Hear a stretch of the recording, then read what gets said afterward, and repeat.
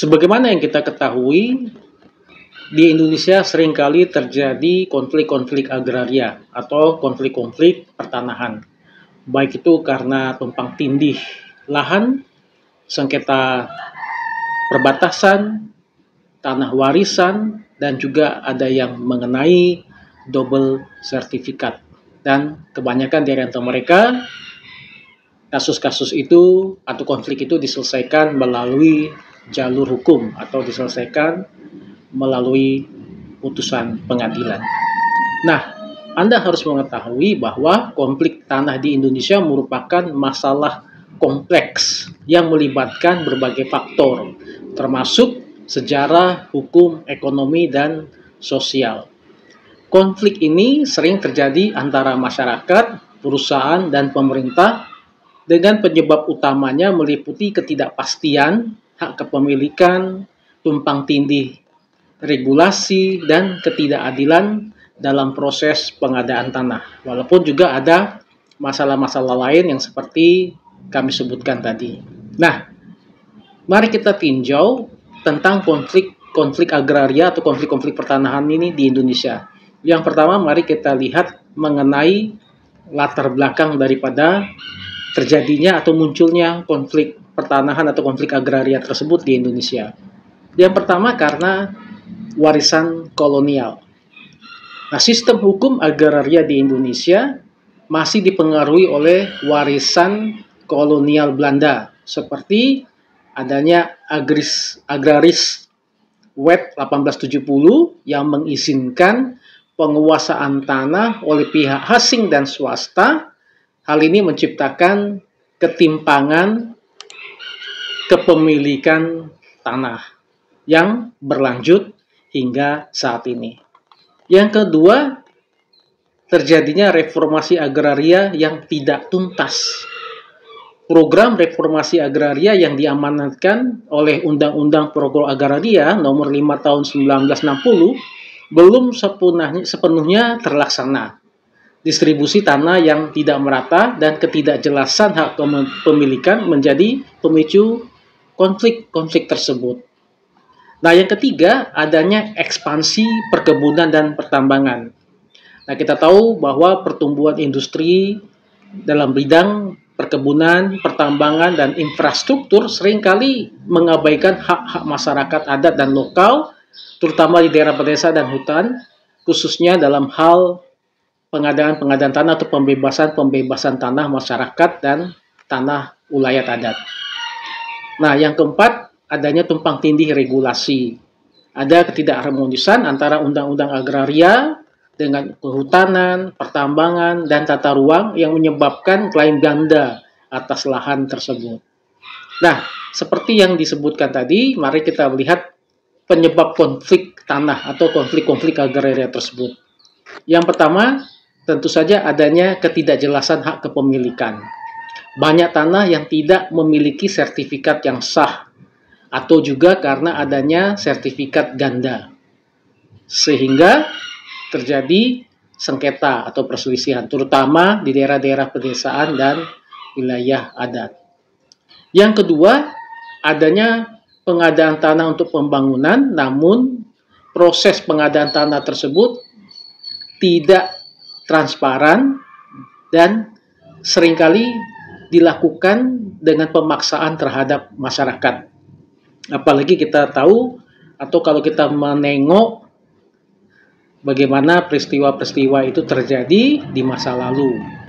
Banyak sekali tanah-tanah masyarakat yang diambil secara paksa atau ganti rugi tanahnya tidak sesuai dengan yang diharapkan atau yang seharusnya. Yang ketiga, karena adanya konflik antar masyarakat atau antar individu. Nah, ini biasanya terjadi perebutan tanah antara kelompok masyarakat. Sering terjadi juga di daerah dengan batas wilayah yang tidak jelas, atau juga karena tumpang tindih, atau karena tanah warisan antara satu ahli waris dan satu ahli waris yang lain, adanya pihak ketiga dengan mengklaim tanah atau lahan yang sama, dan terakhir juga karena ada double sertifikat ya, untuk tanah yang sama tetapi memiliki sertifikat ganda. Nah, ini seringkali terjadi konflik. Yang berikutnya, adanya juga peran perusahaan swasta dan asing yang juga menyebabkan atau memicu terjadinya konflik agraria atau konflik pertanahan. Nah, ekspansi perusahaan perkebunan dan pertambangan seringkali mengabaikan hak-hak masyarakat lokal, masyarakat adat, ya, tanah ulayat adat, menyebabkan konflik yang berkepanjangan. Bahkan seringkali kita melihat adanya terjadi demonstrasi-demonstrasi yang dilakukan oleh masyarakat mengenai hak ganti rugi dari tanah yang telah diambil alih oleh perusahaan tersebut. Nah, mari kita lihat sekarang kerangka hukum penyelesaian konflik tanah di Indonesia. Yang pertama, Undang-Undang Pokok Agraria Nomor 5 Tahun 1960. Undang-undang ini menjadi dasar hukum agraria di Indonesia yang mengatur prinsip-prinsip kepemilikan tanah, redistribusi tanah, dan hak-hak masyarakat adat. Yang kedua ada Undang-Undang Nomor 2 Tahun 2012. Ya, ini tentang pengadaan tanah untuk pembangunan untuk kepentingan umum. Nah, undang-undang ini mengatur proses pengadaan tanah untuk kepentingan umum, termasuk kompensasi dan partisipasi masyarakat. Yang ketiga, adanya Peraturan Menteri ATR Kepala BPN Nomor 11 Tahun 2016 tentang penyelesaian konflik tanah. Peraturan ini memberikan panduan untuk menyelesaikan konflik tanah, yaitu melalui mediasi, negosiasi, dan litigasi atau melalui jalur hukum. Yang keempat, pengakuan hak masyarakat. Putusan Mahkamah Konstitusi nomor PU-10/2012 yang mengakui adanya hak masyarakat adat atas hukum adat atau tanah adat yang menjadi dasar hukum untuk menyelesaikan konflik tanah di wilayah adat. Nah, itu adalah beberapa dasar hukum yang dipakai dalam rangka untuk menyelesaikan konflik-konflik agraria atau konflik pertanahan di Indonesia. Nah, berdasarkan peraturan-peraturan tersebut, kita melihat ada beberapa mekanisme dalam penyelesaian konflik agraria atau konflik tanah tersebut. Yang pertama adalah melalui mediasi dan negosiasi. Mediasi adalah melibatkan pihak-pihak yang berkonflik dengan bantuan seorang mediator untuk mencapai kesepakatan. Sedangkan negosiasi dilakukan secara langsung antara pihak-pihak yang bersengketa. Yang kedua, melalui jalur litigasi atau jalur hukum, yaitu penyelesaian melalui pengadilan yang diambil ketika mediasi dan negosiasi itu gagal. Namun proses ini seringkali memakan waktu yang lama dan memakan biaya yang cukup mahal. Yang ketiga, melalui partisipasi masyarakat. Nah, melibatkan masyarakat dalam proses pengambilan keputusan terkait pengadaan tanah dan pembangunan dapat mengurangi potensi konflik. Artinya, sebelum adanya pembangunan, baik itu infrastruktur, atau jadi buka perkebunan atau pertambangan, adalah lebih baik dilakukan sosialisasi kepada masyarakat, terutama masyarakat yang tanahnya akan terdampak dari pembangunan tersebut, sehingga dilakukan musyawarah, sehingga potensi konflik-konflik itu menjadi zero atau nol, ya, bahkan setidak-tidaknya bisa diminimalisir. Nah, yang keempat tentunya harus adanya reformasi agraria, karena program retribusi tanah dan legalisasi aset menjadi solusi jangka panjang untuk mengurangi ketimpangan kepemilikan tanah. Nah, kita melihat telah atau pernah terjadi beberapa konflik atau tanah di Indonesia. Ada beberapa kasus terjadi konflik tanah di Indonesia. Misalnya, konflik tanah di Mesuji, Lampung. Nah, konflik ini terjadi antara masyarakat dengan perusahaan perkebunan kelapa sawit yang tentunya juga menyebabkan beberapa korban jiwa. Nah, konflik tersebut diselesaikan melalui mediasi oleh pemerintah dan juga dilakukan adanya penegakan hukum. Yang kedua, terjadinya konflik tanah di Sidoarjo, Jawa Timur. Konflik ini terjadi akibat proyek pembangunan tol yang menyebabkan penggusuran paksa terhadap warga.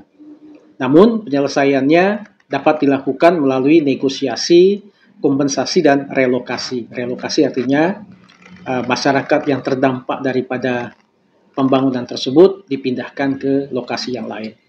Yang ketiga, ada konflik tanah di Kendeng, Jawa Tengah. Dalam konflik tersebut, masyarakat menolak pembangunan pabrik semen yang mengancam lingkungan dan sumber mata air. Namun penyelesaiannya dapat dilakukan dengan dialog dan dilakukan kembali kajian lingkungan, terutama AMDAL terhadap pembangunan pabrik semen tersebut. Yang keempat, terjadi konflik tanah di Papua. Nah, masyarakat adat Papua sering berkonflik dengan perusahaan pertambangan dan pemerintah terkait hak atas tanah ulayat. Ini berkaitan dengan pengakuan bahwa tanah tersebut milik mereka. Nah, sehingga maksudnya adalah dengan adanya pengakuan bahwa itu tanah adat atau tanah masyarakat itu, masyarakat dan masyarakat adat mendapatkan kompensasi yang sewajarnya. Nah, penyelesaiannya memerlukan pengakuan hak adat dan partisipasi masyarakat, artinya dalam dialog atau musyawarah.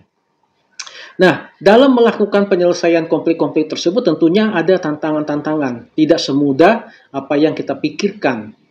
Yang pertama karena adanya keterbatasan kapasitas pemerintah. Kurangnya sumber daya dan koordinasi antar lembaga pemerintah menghambat penyelesaian konflik. Bahkan seringkali terjadinya adanya tumpang tindih. Nah, baru-baru ini kita melihat di televisi ya, Menteri Dalam Negeri dan Menteri Perumahan Rakyat menyelesaikan di suatu daerah, menyelesaikan suatu kawasan yang ditutup aksesnya kepada masyarakat. Jalan masuk ke pemukiman masyarakat itu ditutup oleh satu pengembang. Nah, sekarang ini kita melihat ada koordinasi antara Kementerian Dalam Negeri dan Perumahan Rakyat. Yang kedua, ketidakpercayaan masyarakat. Nah, ini tantangannya karena masyarakat seringkali tidak percaya pada proses hukum dan mediasi yang dianggap tidak adil.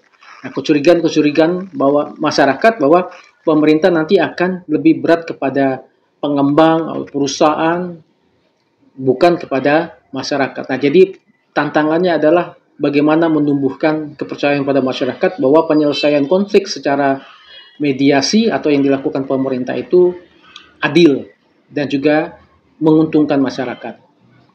Yang ketiga, harus adanya intervensi kepentingan politik dan ekonomi. Nah, jadi masyarakat melihat bahwa konflik tanah sering dipolitisasi dan dipengaruhi oleh kepentingan ekonomi yang kuat. Nah, saat ini kita melihat bagaimana laut itu disertifikasi. Nah, jadi karena adanya kepentingan ekonomi. Nah, jadi masyarakat melihat adanya intervensi kepentingan politik ekonomi yang masih kuat dalam penyelesaian konflik pertanahan. Yang keempat, adanya ketidakjelasan batas wilayah. Nah, ini tentunya melibatkan kantor pertanahan, bagaimana mereka bisa memetakan tanah-tanah individu atau tanah-tanah masyarakat atau tanah-tanah perusahaan itu dengan batas-batas yang jelas. Karena batas yang tidak jelas, terutama ya di daerah-daerah pedesaan dan hutan, itu bisa menyebabkan konflik dan tidak dapat diselesaikan dengan mudah, bahkan sangat rumit ya.